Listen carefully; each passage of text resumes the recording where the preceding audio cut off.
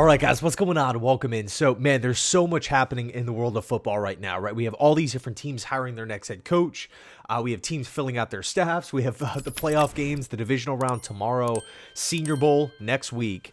Crazy, crazy stuff. And in this one, I wanted to talk about the latest with the offensive coordinators because there's a new name that has now entered the mix. But before we dive into that, we got to talk about this GM thing, right? So yesterday, Josina Anderson comes out with this huge report, right? Darren Muji is getting the Jets general manager job. And it was pretty much silent for the rest of the day, right? I was actually out. I had some stuff that I had to do. And then when I got back, I saw everyone responding to a Connor Hughes tweet later on that night where he didn't necessarily dispute what Josina Anderson had to say. He just said that from the people that he's talked to, from the Muji, Newmark, and Trey Brown camp, along with his specific sources at the Jets, he hasn't found an answer. And if you're reading like the way the two tweets were worded, right, Josina Anderson's and Connor Hughes, and also taking into consideration Josina Anderson's track record this offseason. I mean, she's been spot on with the Pete Carroll stuff, with the Ben Johnson stuff with the Chicago Bears. She, by the way, she actually broke the Aaron Glenn news an hour before Adam Schefter did. I didn't even realize that until I was like actually on her, on her profile here. But in any case, when you look at how the two tweets were worded, my guess, right, my assumption here is that Connor Hughes and Josina Anderson have a different source within the Jets organization, right? I don't, because we know Josina Anderson has a source or sources with the Jets. Because she's broke news stories, with this team before in the past successfully. And then Hughes was talking about how he reached out to sources tied to the three candidates. I don't know if those are the candidates' agents. I don't know if those are the candidates' teams, and they haven't heard anything. But again, the way the two tweets were worded, it leads me to believe that Josina Anderson's source or sources with the Jets, it's a different person than who Connor Hughes is talking to here. So, who knows where this whole thing is at. Maybe it's a negotiation thing. Maybe Muji accepted and they're, ironing out the details, length of the deal, money of the, how much money is included in the deal. We actually saw something similar with the Raiders, right? I think, what was it, 3-4 days ago? The we got a report. The Raiders are hiring John Spytek from the Tampa Bay Buccaneers. And then it was just kind of silence over the next couple of days until yesterday, where news officially breaks and the team puts it out there, hey, we've hired Spytek. And so there was actually like a big discussion, hey, is Spytek potentially waiting for Liam Cohen to join the Jacksonville Jaguars because they were together in Tampa Bay? It was this big thing, but it turns out, now like Spytek chose the Raiders, the Raiders chose Spytek, and it was just, some things that needed to be ironed out. So we'll see how this whole thing plays out. We'll see if something changes today, tomorrow, at some point. I doubt news is going to come out like during the playoff game tomorrow. So, my guess would be today at some point. And then also factoring in Aaron Glenn's press conferences Monday at 1:00. Are they really going to put Aaron Glenn out there by himself with no general manager and then have a separate GM press conference like on Tuesday or Wednesday? I don't know. The timing of it kind of feels a little weird. I'm going to assume either today or tomorrow morning, we're going to get some sort of official confirmation or someone else reporting on this. But this thing needs to be locked up. Again, the Senior Bowl starts next week.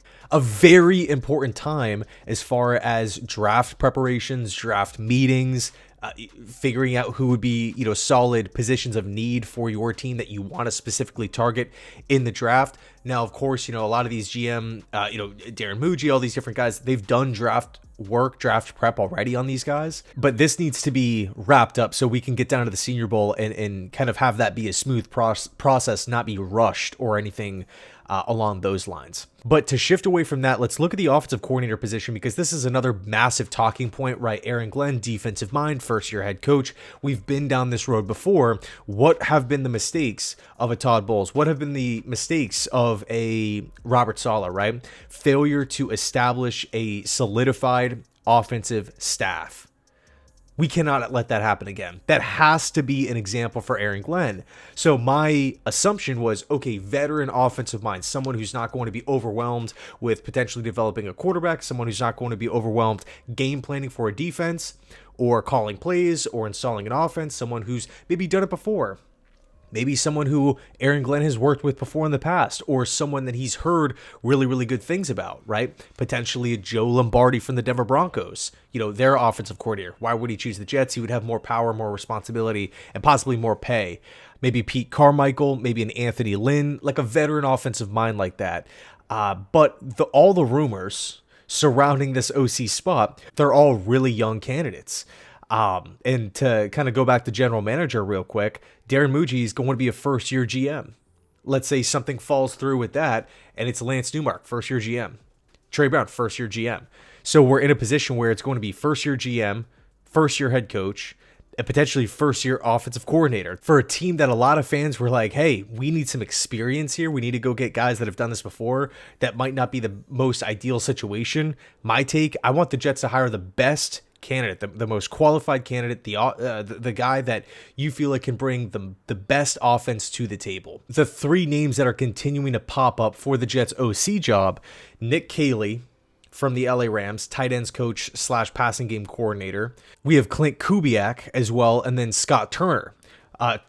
Two sons of elite coaches in Gary Kubiak and Norv Turner. And I think with those guys, you have that instant connection. I mean, that's exactly like what the Raiders did this past season, right? They brought in Scott Turner, and then Norv Turner came along with them. Although those two offenses aren't like schematically like the same, like a Scott Turner offense compared to a Norv Turner offense, they're not like 1-to-1. But in any case, you kind of always feel like you get the two birds with one stone in another sense. But it feels like Nick Caley is the favorite at this point in time, and he's a hot name. He's been linked to a couple teams out there, excluding the New York Jets. It really seems like, based off of reports, that the Jets are going to be targeting one of those three candidates. But a new name has now entered the mix: Bobby Slowik, fired from the Houston Texans. And I was honestly shocked. I was not impressed with the Texans offense this season, but I did not think he was going to be fired. I mean, this guy had 4 or 5 different head coaching interviews last cycle. He had won this cycle with the Jets. They won a playoff game, right? They won their division, and he's fired. Now the reasoning behind the firing was because the offense took major steps backwards, right? CJ Stroud is out there. They have star players. They have a left tackle. They have wide receivers. The defense is obviously like really, really effective. The offense should not be going backwards. And granted, the Texans offense did have some injuries to it. It was really just the definition of an average offense, middle of the road in all the important statistical categories: touchdowns per game, points per game, yards per game, middle of the road, like 18th, 19th, 16th, just in that kind of range. Not all that effective on third downs. They were penalized a lot. The offensive line production went just in the complete opposite direction of where you want it to go. CJ Stroud regressed. His numbers were down. I mean, it just, it goes beyond stats. His mechanics looked off. He almost looked like nonchalant at the start of the season, like, oh, I can make any throw, but he was missing guy after guy after guy. And then you kind of feel like that maybe rattled his confidence, because I remember in like the midway parts of the season, he was like second guessing himself. He wasn't like decisive with the football. It's clearly not the direction that you want to go in, especially after such a successful rookie year. But the Texans made their decision. They are moving on. Also, another interesting point here. Supposedly CJ Stroud has expressed frustration with Bobby Slowik, whatever that means. To what extent, I'm not sure. But even with all of that said, I don't think Slowik is a horrible offensive mind. I don't think he's a detriment to the team. Maybe the Texans just needed a shakeup or someone else calling the shots. We've seen that before, right? A young coordinator starts off hot and then kind of tails off. But here's the deal. There are tons of teams that need offensive coordinators, and there's limited choices. Again, the Jets supposedly are targeting Scott Turner, Klint Kubiak, Nick Caley, whereas the teams that are looking for offensive coordinators, the Detroit Lions, the Jacksonville Jaguars, Houston Texans, Seattle Seahawks, New Orleans Saints, Las Vegas Raiders, Chicago Bears, New York Jets. I don't know if Dallas has decided on what they're going to do with OC, but Klint Kubiak is linked to Seattle. I believe he's actually had 2 interviews with the Seattle Seahawks. Nick Caley's linked to Tampa.